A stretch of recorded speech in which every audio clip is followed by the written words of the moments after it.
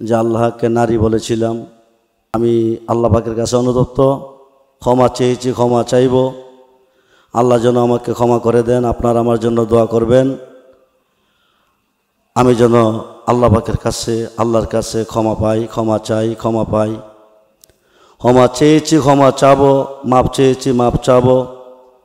আমি এই কথাটা উড্ড করলাম, আমি এই ধরনের কথা আর কোনোদিন বলবো না।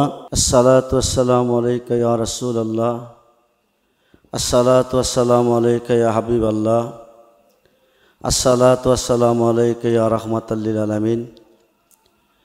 প্রিয় দেশবাসী, যে যেখান থেকে আমার লাইভ দেখতেছেন, আমি লাইভে এসেছি একটা কথা নিয়ে। আমার একটা কথা নিয়ে আহলে সুন্নাত ওয়াল জামাতের পীর মাশায়েখ আলেম ওলামা সর্বস্তরের বাবা ভাইদের অন্তরে দুঃখ পেয়েছেন। আমি যে কথাটা বলেছিলাম যে আল্লাহকে নারী বলেছিলাম, এটা আমি বলি নাই, আমি লিখি নাই। একজন আধ্যাত্মিক সাধকের জবানে আমি কথাটা শুনছিলাম। শোনার পরে আমি আসলে এটা নিয়ে একটু গবেষণা করার দরকার ছিল, আমার বিবেক বিবেচনা করা দরকার ছিল। আমি করতে না করে এটা ওয়াজের মাধ্যমে বলে ফেলেছি। এই কথাটা আসলে সত্য না, সঠিক না। আপনারা এই ব্যাপারে মনে দুঃখ নিয়েন না। আমি আল্লাহ পাকের কাছে অনুতপ্ত, ক্ষমা চেয়েছি, ক্ষমা চাইব। আল্লাহ যেন আমাকে ক্ষমা করে দেন। আপনারা আমার জন্য দোয়া করবেন, আমি যেন আল্লাহ পাকের কাছে, আল্লাহর কাছে ক্ষমা পাই, ক্ষমা চাই, ক্ষমা পাই। ক্ষমা চেয়েছি, ক্ষমা চাবো, মাপ চেয়েছি, মাপ চাবো।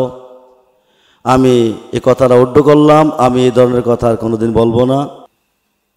এটা আমি আমার থেকে বলি নাই, আমি আধ্যাত্মিক সাধকের কথা শুনে আমি কথাটা বলে ফেলেছি। এই ব্যাপারে আপনারা অনেক দুঃখ পেয়েছেন। আপনারা আমার জন্য দোয়া করবেন, আল্লাহ যেন আমাকে ক্ষমা করে, সত্য সঠিক পথে আমি চলতে পারি।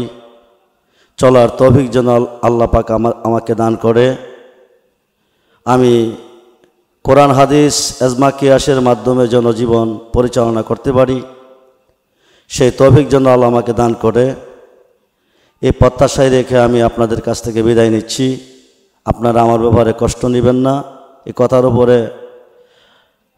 ব্যাপারে আর কষ্ট নেবেন না। আমি আমার কথাটা আমি উড্ড করলাম, আমি ভবিষ্যতে এই ধরনের কথাবার্তা বলবো না। আপনারা আমার জন্য দোয়া করবেন, আমি আপনাদের জন্য দোয়া করি। আসসালামু আলাইকুম ওয়া রাহমাতুল্লাহি তাআলা ওয়া বারাকাতুহু ওয়া মাগফিরাহ।